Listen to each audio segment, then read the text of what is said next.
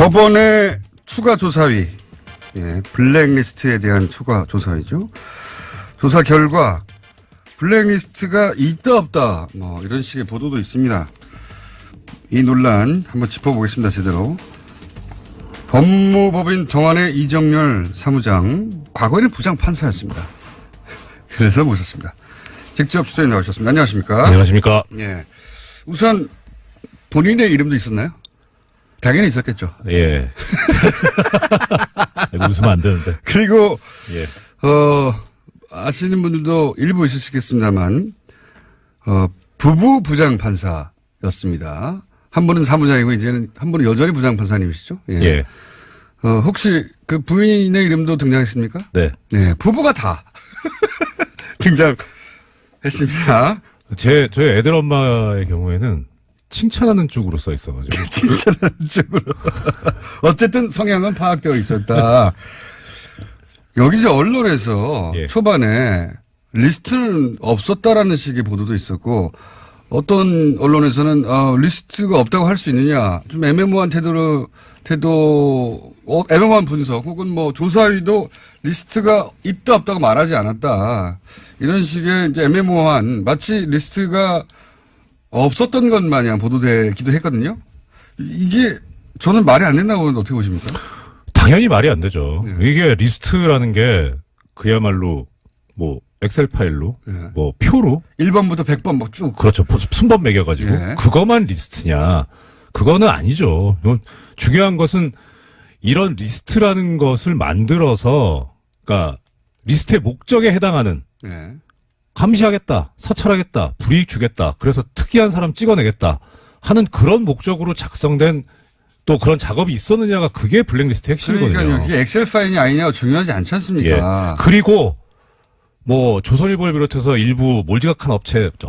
매체에서 죄송합니다. 방송사고입니다. 매체에서 리스트 얘기하고 있는데 리스트 유사한 거 있었습니다. 여기 보면 엑셀 파일도 있긴 있었습니까? 예. 보면 사법행정위원회 위원 후보자 검토라고 하는 문건에서 이게 뭐냐면 사법행정위원회라는 걸 법원행정처에서 만들게 되는데 여기에 소위 왕당파만 들어가면 이 위원회가 이제 공격을 받을 수가 있다. 그러니까 왕당파 말고 저쪽 편 입장에서 볼 때 이쪽 편. 네. 예. 그러니까 뭐 소위 말하는 이제 뭐 좀 진보적이라거나 네. 뭐 대법원의 비판적이라든가 그런 사람들을 다수 집어 넣어야 된다. 몇 명은 넣어서 이렇게 물타기를 해야. 그렇죠. 공격을 안 받는다. 예. 그러면 그런 성향의 사람을 알아야 되잖아요. 그 성향의 사람들 명단을 작성을 했습니다. 아, 그렇군요. 그게 64명이 있습니다. 이 표가 있어요. 좀 보여주세요. 예. 이거 보이는 라디오도 나가죠. 네. 아, 엑셀 있습니다. 여기 보면 뭐가 나와 있냐? 있어요, 리스트. 1번부터 쭉 있고요. 예. 이름. 이거 뭐 1번 김땡땡 뭐 이렇게 나오는데 이거 전 보면 누군지는 아는데 말씀 못 드리겠고요. 현재 직책 서울고등 고법부장, 연수원 기수, 생년, 출신 고등학교, 대학교, 그다음에 이제 경력이 나오는데 다 이런 거 써 있습니다. 우리법, 노동법, 젠더법, 인권법. 그다음 옆에 특성, 뭐 기본적으로 보수 성향, 뭐 우리법 연구회 회장 역임, 뭐 여성 친화적 가치관. 이거 다 사찰에 써놓은 거. 이것도 최소한 리스트 아닙니까? 당연하죠. 예.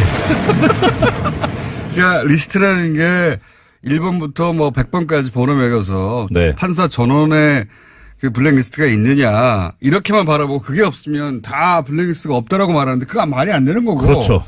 성향 파악하는 게 결국은 그 리스트인데 실제 64명의 리스트는 있고. 예, 있고요. 그 외에도 성향을 파악하고자 했던 정황, 성향을 파악한 정황이 계속 있는 거 아닙니까? 그렇죠. 그런 문건들은 너무 많이 발견돼서. 그 리스트, 블랙리스트 있는 겁니다. 예, 있냐 없냐 따질 문제도 아니고 있냐 물으면 있습니다. 네. 예. 그리고 정말 진짜 그 사람들이 말하는 블랙리스트 저는 찾을 수 있다고 생각합니다. 실제. 예, 그것도 있을 것이다. 예, 나중에 뭐 기회 있으면 다시 말씀드리고요. 분명히 기회 있습니다. 지금 왔어요. 예. 이게 제가 예, 오케이. 예. 지금 이번에 이 추가조사위원회에서 그 발표를 하면서 대상이 됐던 문건들이, 예. 발견된 문건들이 2015년, 2016년 판이잖아요. 예. 그럼 그 이전 건 어디 갔습니까? 그렇죠. 예. 그런 리스트는 진작부터 있었을 수 있겠네요. 예, 그러니까 이게 지금 대법원장. 이게 두 가지 지금 방법이 있는데요. 하나는 어제 뭐 보도가 나오긴 했습니다만 이 법원행정처라고 하는 데가 기본적으로 판결을 쓰는 데가 아니기 때문에 판사들한테 익숙한 자리가 아니거든요. 행정직 자리겠죠. 그렇죠. 예. 그러니까 업무 인수인계가 정말 뭐 이렇게 뭐라 그래야 되죠?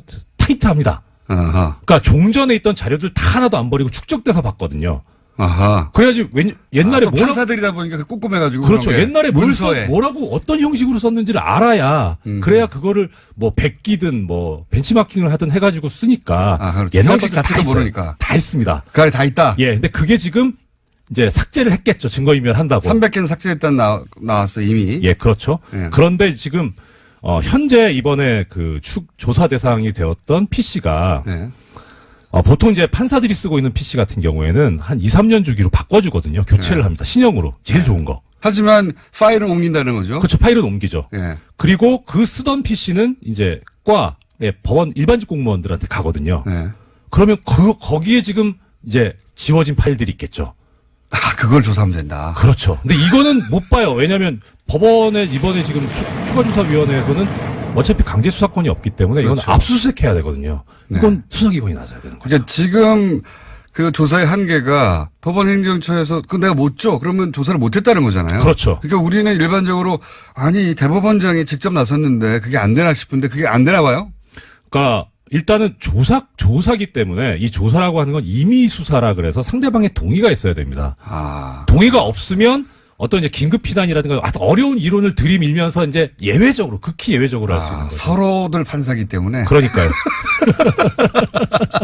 서로들 판사기 때문에 아니 당신이 동의 받았어 뭐 이런 그런 상황이기 때문에 법을 어기는 어떤 조사는 절대 할 수가 없는 거군요. 예, 그런 거에 대해서 되게 부담을 느끼죠. 그러니까 그런 부담감을 알고 있기 때문에 이 양승태나 내지는 법원 행정처에 부역했던 판사들이 저번에 들고 나온 거죠. 뭐 절차 위반이다, 사생활 침해한다 이딴 논리를 들고 나온 거죠. 이런 게 나올까 봐 그런 거죠. 그래서 지금 당연히 알죠, 그 사람들은. 지금 조사했던 방식은 키워드로 네. 일부 그러니까 제출되지 않은 것은 아예 조사도 못했고 네. 일부 게다가 비밀번호가 걸려 있는 거 열어보지도 못했던 거 아닙니까? 그렇죠. 비밀번호를 모르니까. 어마어마하게 나올 수도 있는 거예요. 네. 하루 빨리 수사 의뢰해야 되는 거 아닙니까 이제? 그렇죠. 이거 또 어차피 양승태 씨 같은 경우는 지금 고발당해 있거든요. 네. 그러니까 거기에다 추가해가지고 그냥 압수수색 영장 발부받아서 하면 됩니다. 근데 이제 이게 사법부가 이 이제 자체 사안을 검찰에서 수사 의뢰한다는 게 이게 자존심도 상하고 네. 그렇죠? 쉽게 결정하지 못할 수 있는 사안 아닙니까? 그렇죠. 수사 의뢰하기는 참 모양이 빠지죠. 그러니까 대법원장이 예. 검찰에다 수사 의뢰한다는 게 그렇죠. 그럼 어떻게 해야 됩니까 그러면? 그러니까 일단은 조금 전에 말씀드렸던 대로 현재 지금 이미 시민단체 측에서 양승태 씨를 고발을 해서 수사 중인 사건도 있고 예. 그다음에 또 추가로 고발을 하면 되죠. 그건 뭐 요건에 대해서 어렵지 않습니다. 블랙리스트가 꼭 거기 고소가 있어야만 처벌할 수 있는 범죄는 아니기 때문에 대법원장 손으로 직접 하기에는 모양도 빠지고 그렇죠. 내부적으로 나쁜 선례라면서 계속 반론도 있을 수 있을 것 같아요. 그렇죠. 예전에 누구죠? 용산 참사 났을 때 네. 당시에 이제 김석기 저 서울지방청장이었나? 네, 네. 청장이었나? 저 경찰청장이 네. 검찰에 수사 의뢰했었잖아요. 예. 그때 경찰 내부에서 조직을 팔아넘겼다라는 비판이 있었거든요. 여하간 조직 내부의 논리는 그러하고 게다가 이게 사법부라서 네. 예. 앞으로 어떻게 이 일이 처리돼야 할지는 저는 정확하게 모르겠는데 누군가 고소고발을 하든지 네. 해서 여하간 이걸 그냥 둔다는 건 범죄를 알았어 이미. 네. 범죄 현장도 알아요. 네. 범인도 대충 짐작이 가는데 그냥 두는 거 아닙니까? 뭘 대충 짐작해 갑니까? 당연히 알죠. 다 드러났는데. 그러니까요. 예. 이 문서를 보면 판사들은 어떤 충격을 받습니까? 첫째는 이런 소문이 있었거든요. 공공연하게 블랙리스트가 있다. 네. 그러니까 처음에, 이게 또 어제 오전, 발표 직후하고 어제 밤하고 또 다르더라고요. 아, 그래요? 오후쯤에 해 떠 있을 때는, 네. 뭐 그럴 줄 알았다. 그거 봐. 내가 말했잖아. 뭐 그런 정도. 그 다음에 근데 가만히 생각해 쭉 보면 언론 발표를 본 다음에는, 네. 좀 심하네, 생각보다는. 그러니까 뭐 특히 이제 문제가 됐던 부분이, 거점법관 아닙니까? 차상한 판사, 뭐 다 아시니까 네. 방송 나오셨고, 군산지원에 계시는 이분에 대해서 사찰 문건이 나왔는데, 거기에 보면 별 내용들이 다 나와요. 뭐 이분 성격이 어떻다. 그 다음에 뭐 재판 준비를 어떻게 한다. 요새 고민하고 있는 게 뭐다. 아, 그런 내용도 나와요? 예. 국정원인데요, 이건 완전히. 국정보다 심하죠. 그러니까 이런 걸 보면서, 야, 이런 것까지 했네? 심하다. 였거든요. 네.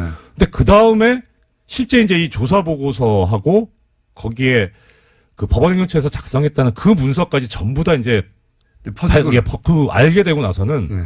판사들이 좀 열받아서 뭘 못하는 거예요. 이렇게 했단 말이야? 특히 아까 말씀도 나왔습니다만 원세훈 전 국정원장 재판 같은 경우에는 네. 이거 완전히 법원을 들어다 갖다 바쳤잖아요. 그렇게 느끼는 거군요. 예. 자기들은 입으로는 사법권 독립 얘기하면서 뒤로는 법원을 그것도 청와대 일개 수석비서관한테 갖다 바친 거 아닙니까? 우병우 민정수석한테. 예. 이런 작태를 벌였으니 화가 나죠. 그러니까 제가 이제 브리핑에서 우병우 민정수석이 2심에서 이제 원재훈 전 국정원장에다 실형이 나왔잖아요. 네. 예. 실형 3년이 나오니까 그러면 전원 합의체로 보내달라. 네. 그래서 실제 전원 합의체로 보내줬어요. 기가 막히죠. 이게 전원 합의체로 보내달라는 게 의미가 뭡니까?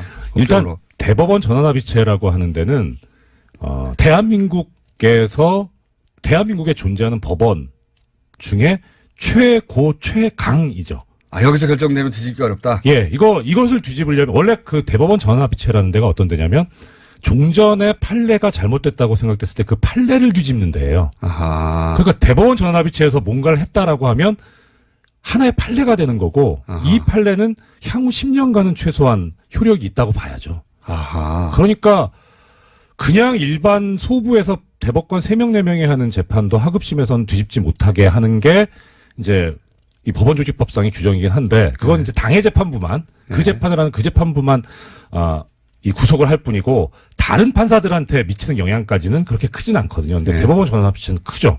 아하. 그러니까 지금 우병우 전 민정수석이 늘었던 것은 이 전원합의체에서 그 2심을 뒤집어서 네. 다시는 뒤집히지 못하게 만들려고 했던 거군요. 그렇죠. 그리고 이게 다시 파기환송돼서 어차피 뒤집자는 거였으니까 무죄 네. 취지로 다시 파기환송돼서 어느 재판부에 가던 간에 이것은 대법원 전원합의체에서 무죄 취지로 보낸 것이니 유죄 판결하지 마라. 하급심의 부장판사들이나 판사들은 이거 못 짚는구나 생각이 달라도 이렇게 받아들일 수밖에 없는 상황이군요. 그렇죠. 이거는 그냥 단지 왜 이러지라는 수준이 아니라 대법원 전원합의체에서 나온 건데 이걸 어떻게 뒤집어요. 그러니까 이런 거죠. 우병우 수석은 전원합의체 근데 전원합의체 단순히 보내라는 것만 가지고는 본인의 뜻을 달성할 수가 없어요. 그렇죠. 전원합의체 보낸 다음에 지금 20을 뒤집을 계획을 해야 네. 그래야 전원합의체 일단 보내달라고 말을 할 거 아닙니까? 그렇죠. 자기 뜻과 반대로 결론 나오면 자기 완전히 뒤집을 수 없는 상황이 되는 거잖아요, 이제는. 네. 어떻게 해줄 수 없는. 그러니까 전원합의체에 보내달라고 우병우 민정수석이 말을 했을 때는 저번 합의체에서 자신이 원하는 결과가 나오도록 할 수 있다 안 하는 믿음이 있으니까 그걸 보낸 거 아닙니까? 그거 당연하죠. 그게 1심 판결에서 나왔었잖아요. 김영한 전 민정수석 비방록에도 나오지 않습니까? 선고 결과를 미리 알고 있잖아요. 그러니까 1심 때는 다 교감을 하고 한 거예요. 네. 근데 이상하게 항소심이 특정 2심에. 재판부에 가버리게 2심 재판부는 전혀 말을 안 듣는 2심 재판부의 당시 그 부장판사님 누굽니까? 이름 좀 알려드려야 아시잖아요.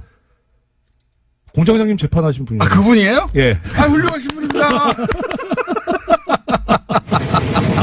문현영님하고 저 누구야 주진우 기자님 재판하신 분 아니에요? 저희가 무죄를 그렇게 받았군요. 아이고, 다행. 운도 좋지, 저희가. 여담입니다만 공장님 참 이 재판에 있어서 대진운이 좋다. 대진운이 좋다. 네. 여기까지는. 그래서 제가, 무패의 피고인이었는데, 피의자였는데, 자. 예. 그래서 2심 재판부가 마음대로 안 돼가지고, 네. 전원합의체에 보낸 다음에, 네. 제가 이 성함을 나중에 알려드릴게요. 김상환 부장판사님. 그분이 기사도 났었죠. 네. 이 원세훈 전 국정원장 재판할 때 네. 형이 국정원 근무하는데 네. 재판에 영향을 미칠까봐 형하고도 연락 안 했다고. 그러니까요. 예. 아주 굳건한 분입니다. 네. 박수 한번 다시 드리고요. 자, 우병우 민정수석은 알고 보냈고, 그렇죠. 실제 전원합의체로 갔고, 또 말도 안 되는 진원 시큐리티 파일 뒤집는 거, 증거 능력을 뒤집는 거, 이거 말도 안 되지 않습니까? 그렇죠. 이게 정말 여러 차례 말씀드렸지만 말도 안 되는 일이 실제 벌어졌고, 그거는 청와대가 하는 대로 한 거죠. 게다가 전원합의체에 갔는데 13대 0이에요. 아무도 이견이 없어. 예. 이런 재판이 어디 있어요? 대법원장의 의중이 강하게 반영됐고. 그렇죠. 예. 그리고 이 재판이 가진 의미를 한 사람 한 사람이 다 부담을 가지고 받아들였다는 거 아닙니까? 눈 질끔 감고 해버린 거 아니에요, 이게? 그거는 공장장님께서 네. 점잖게 표현하시는 거고 이 대법관들 다 공범입니다. 저는 재판이 아직 남은 게 있어가지고요. 저도 재판 있는데. 공범이다. 예. 자, 거점법관 이거에 충격받지 않습니까? 저는 이거 보고 나서 야 이거 5호 담당제다 5호 담당제 그렇게 생각했는데 스파이죠, 스파이. 빨대. 예, 빨대. 아니 실제 그리고요. 이게 더 충격적인 게 지금 판사 블랙리스트 관련해서 징계를 받은 고등법원 부장판사급 판사가 있는데 네. 이분이 국제인권법 연구회 회장도 합니다. 아하. 그러니까 네. 그 당시에 무슨 소문이 돌았냐면 저 양반이 약간 좀 보수적 성향으로 알고 있었는데 국제인권법 연구회 회장을 한다? 그러니까 국제인권법 연구회가 이렇게 탄탄한 데다, 스펙트럼이 넓고 네. 좋은 데다 이런 생각을 하고 있었는데 실제 이 양반은 가가지고 회장이 돼서 그 연구회 내 온갖 고급 정보들을 다 빼내가지고 법원행정처에 보고를 하고 그걸 가지고 대책 수립하고 있었던 거예요. 그러니까 아예 한 국가의 네. 차관급 법관이, 고위법관이 빨대가 돼가지고 활동을 한 거죠. 야, 충격적이야. 기가 막히죠. 예. 이게 그래서 저희가 이정열 전 판사님을 모신 겁니다. 이거 이제 이런 거 해설해 주셔야 되거든요, 지금. 이런 네. 해설이 지금 안 나오고 있어가지고. 할 거 되게 많은데 시간이 이렇게 빨리 가네요. 내일 또 나오세요. 저는 이 사건이 정말 중요한 사건이라고 생각하기 때문에 또 모시겠습니다. 오늘 감사합니다. 여기까지 하고요. 좀 네. 순서가 많아가지고 아쉽네요. 내일 또 기대해 주십시오. 예. 이정열 전 판사님이라고 오늘은 소개할게요. 네. 전 판사님이었습니다. 감사합니다. 네, 고맙습니다. 이거 다 사찰에 써놓은 거. 이것도 최소한 리스트 아닙니까? 당연하죠. 예. 그러니까 리스트라는 게 1번부터 뭐 100번까지 번호 매겨서 네. 판사 전원의 그 블랙리스트가 있느냐 이렇게만 바라보고 그게 없으면 다 블랙리스트가 없다라고 말하는데 그거 말이 안 되는 거고. 그렇죠. 성향 파악하는 게 결국은 그 리스트인데 실제 64명의 리스트는 있고 예, 있고요. 그 외에도 성향을 파악하고자 했던 정황, 성향을 파악한 정황이 계속 있는 거 아닙니까? 그렇죠. 그런 문건들은 너무 많이 그 발견돼서. 리스트, 블랙리스트 예. 있는 겁니다. 예, 있냐 없냐 따질 문제도 아니고 있냐 물으면 있습니다. 예. 예. 그리고 정말 진짜 그 사람들이 말하는 블랙리스트 저는 찾을 수 있다고 생각합니다. 실제 예, 그것도 그건 있을 것이다. 예, 나중에 뭐 기회 있으면 다시 말씀드리고요. 분명히 기회 있습니다. 지금 왔어요. 예. 이게 제가 예, 오케이. 예. 지금 이번에 이 추가조사위원회에서 발표를 하면서 대상이 됐던 문건들이 예. 발견된 문건들이 2015년, 2016년 판이잖아요. 예. 그럼 그 이전 건 어디 갔습니까? 그렇죠. 예. 그런 리스트는 진작부터 있었을 수 있겠네요. 예, 그러니까 이게 양승태 지금 대법원장. 이게 두 가지 지금 방법이 있는데요. 하나는 어제 뭐 보도가 나오고 어떤 언론에서는 리스트가 없다고 할 수 있느냐 좀 애매모호한 애매모호한 분석 혹은 뭐 조사위도 리스트가 있다 없다고 말하지 않았다 이런 식의 이제 애매모호한 마치 리스트가 없었던 것 마냥 보도되기도 했거든요. 이게 저는 말이 안 된다고 보는데 어떻게 보십니까? 당연히 말이 안 되죠. 예. 이게 리스트라는 게 그야말로 뭐 엑셀 파일로 예. 뭐 표로 1번부터 100번 막 쭉. 그렇죠. 순번 매겨가지고 예. 그것만 리스트냐? 그거는 아니죠. 중요한 것은 이런 리스트라는 것을 만들어서 그러니까 리스트의 목적에 해당하는 예. 감시하겠다, 사찰하겠다, 불이익 주겠다, 그래서 특이한 사람 찍어내겠다 하는 그런 목적으로 작성된 또 그런 작업이 있었느냐가 그게 블랙리스트 핵심이거든요. 그러니까요. 이게 엑셀 파일이 아니냐고 중요하지 않지 않습니까? 예. 그리고 뭐 조선일보를 비롯해서 일부 몰지각한 업체란다. 매체에서 죄송합니다. 방송사고입니다. 매체에서 리스트 얘기하고 있는데 리스트 유사한 거 있었습니다. 여기 보면 엑셀 파일도 있긴 있었습니까? 예. 보면 사법행정위원회 위원 후보이긴 했습니다만 이 법원행정처라고 하는 데가 기본적으로 판결을 쓰는 데가 아니기 때문에 판사들한테 익숙한 자리가 아니거든요. 행정직 자리겠죠. 그렇죠. 예. 그러니까 업무 인수인계가 정말 뭐 이렇게 뭐라 그래야 되죠? 타이트합니다. 아하. 그러니까 종전에 있던 자료들 다 하나도 안 버리고 축적돼서 봤거든요.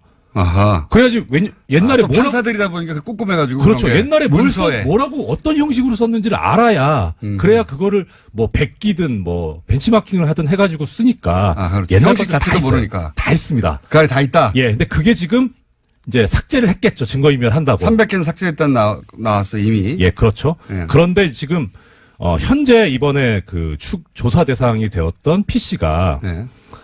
보통 이제 판사들이 쓰고 있는 PC 같은 경우에는 한 2, 3년 주기로 바꿔주거든요. 교체를 네. 합니다. 신형으로. 제일 좋은 거. 하지만 파일은 옮긴다는 거죠. 그렇죠. 파일은 옮기죠. 예. 그리고 그 쓰던 PC는 이제 법원 일반직 공무원들한테 가거든요. 예.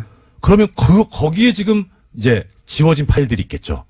아, 그걸 조사하면 된다. 그렇죠. 근데 이거는 못 봐요. 왜냐하면 법원에 이번에 지금 추가조사위원회에서는 어차피 강제수사 검토라고 하는 문건에서 이게 뭐냐면 사법행정위원회라는 걸 법원행정처에서 만들게 되는데 여기에 소위 왕당파만 들어가면 이 위원회가 이제 공격을 받을 수가 있다. 그러니까 왕당파 말고 저쪽 편 입장에서 볼 때 이쪽 편. 예. 예. 그러니까 뭐 소위 말하는 이제 뭐 좀 진보적이라거나 네. 뭐 대법원의 비판적이라든가 그런 사람들을 다수 집어 넣어야 된다. 아, 몇 명은 넣어서 이렇게 물타기를 해야. 그렇죠. 공격을 안 받는다. 예, 그러면 그런 성향의 사람을 알아야 되잖아요. 그 성향의 사람들 명단을 작성을 했습니다. 아, 그렇군요. 그게 64명이 있습니다. 이 표가 있어요. 좀 보여주세요. 예. 이거 보이는 라디오도 나가죠. 네. 아, 엑셀 있습니다.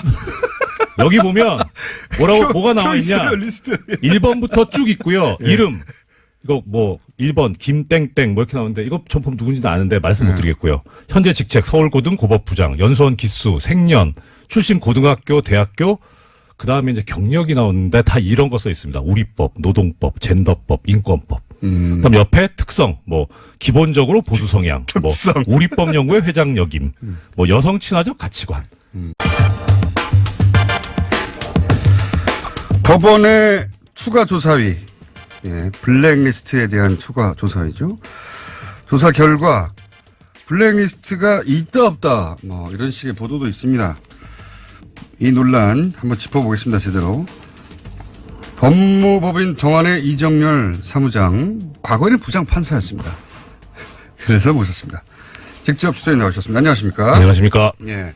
우선 본인의 이름도 있었나요? 당연히 있었겠죠. 예. 웃으면 안 되는데. 그리고 예.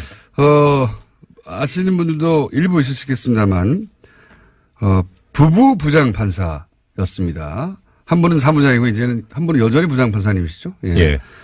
혹시 그 부인의 이름도 등장했습니까? 네. 네, 부부가 다 등장했습니다. 저희 애들 엄마의 경우에는 칭찬하는 쪽으로 써 있어가지고. 칭찬하는 쪽으로. 어쨌든 성향은 파악되어 있었다. 여기 이제 언론에서 예. 초반에 리스트는 없었다라는 식의 보도도 있었고